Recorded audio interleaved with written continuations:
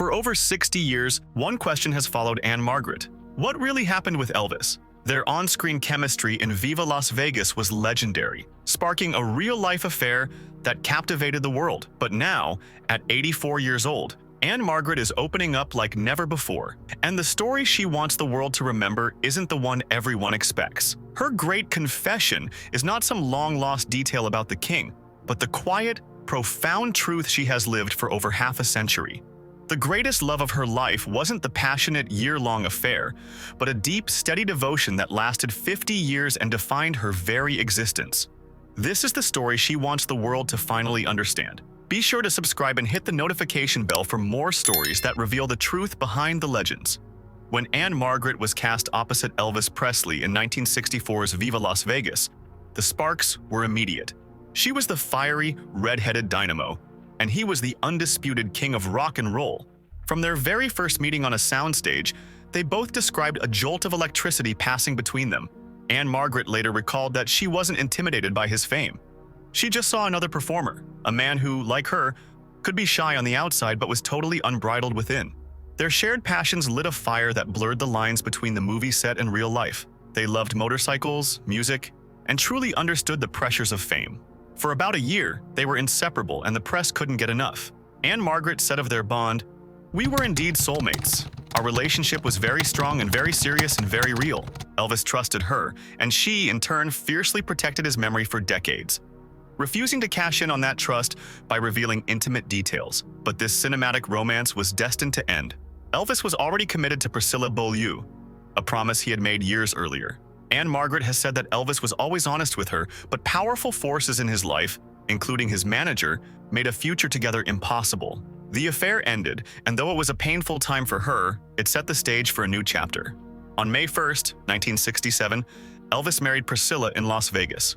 Exactly 1 week later, on May 8th, Ann-Margret married another man in the very same city, a man who had been quietly waiting for her all along. The man who would become the real center of Ann-Margret's world was Roger Smith, and their first meeting couldn't have been more different from the fireworks with Elvis.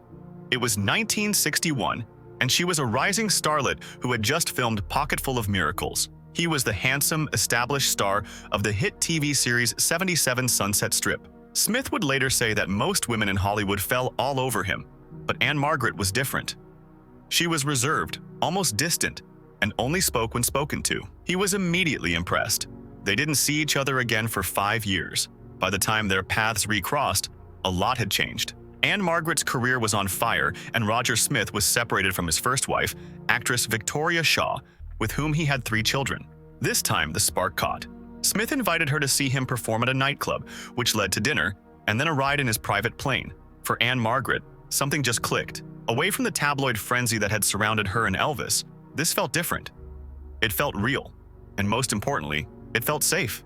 She later told the New York Times, "The man that I married is the man I knew I was going to marry on the 3rd date." She sensed that he would protect her and that she could depend on him completely. Despite her parents' disapproval of him being a separated father, Ann-Margret knew she had found her anchor. On May 8, 1967, Ann-Margret and Roger Smith got married in a smoke-filled room at the Riviera Hotel in Las Vegas. She later admitted it was nothing like the wedding she'd imagined, and she cried through the entire ceremony, not from sadness, but from pure, overwhelming emotion. What started in that hazy room grew into one of Hollywood's most solid and successful partnerships. Almost right away, Roger became more than just a husband. He saw her immense talent and believed in her more than she believed in herself. At the time, her finances were a mess, with debts that outstripped her annual salary. Smith, a sharp businessman, stepped in. He realized that acting no longer fulfilled him, and that the long separations when she was away on film shoots were unbearable. So he did something almost unthinkable in Hollywood.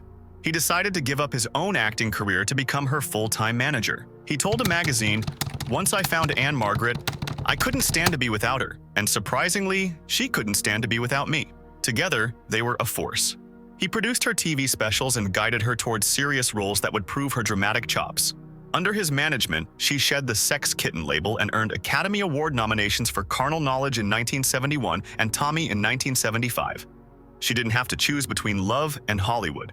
With Roger in her corner, her love life actually supercharged her career. Their bond was truly tested by challenges that would have broken most couples. The first major test came in 1972 during a show at Lake Tahoe. Ann-Margret fell 22 feet from an elevated platform, suffering horrific injuries, including a broken arm, cheekbone, and jawbone. As she lay critically injured, Roger's devotion was unwavering. He arranged for a private plane to fly her to UCLA Medical Center, where he insisted surgeons avoid scarring her face by performing complex reconstructive surgery from inside her mouth. Her jaw was wired shut for 10 weeks, but thanks to his quick thinking and her own grit, she made a full recovery and returned to the stage. Years later, the roles would be reversed. In 1980, Roger was diagnosed with myasthenia gravis, a rare and debilitating neuromuscular disease that causes extreme muscle weakness. As his health declined, the man who had been her rock now needed her care. Ann-Margret became his primary caregiver, a role she took on with fierce loyalty.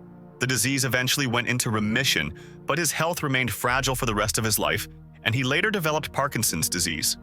Through it all, she was his rock, just as he had been hers. She found strength in caring for him, once saying if one of them had a broken wing, the other would fly for them both. For 50 years, until Roger's death in 2017, they were inseparable. He was at her side for every opening night, and she was at his through every health battle. While her relationship with Elvis was a whirlwind that captured the world's imagination, it was her marriage to Roger that truly defined her life. The Great Confession from Ann-Margret, now at 84, isn't some scandalous new detail about the king. It's the quiet truth she has lived for over half a century. Her 50-year marriage is the accomplishment she is most proud of. She said, "We both wanted it to work, and it did work. We were together night and day. We loved each other, and we were always in each other's corner." The world remembers the fiery dance between the kitten and the king. But the true love story, the one built on sacrifice, respect, and unwavering commitment, happened far from the cameras. It was a love that proved to be more profound and lasting than any Hollywood headline. In honoring Roger Smith's memory, Ann-Margret continues to celebrate the man she calls the greatest love of her life. A quiet gentleman who won her heart not for a moment, but for a lifetime. This kind of quiet, enduring love is a powerful story. It really makes you wonder what defines a great romance, doesn't it? Is it the bright public flame that burns out, or the steady fire that lasts a lifetime? Let us know what you think in the comments. And if you enjoyed this look into a classic Hollywood legend, be sure to like this video and subscribe for more stories you thought you knew.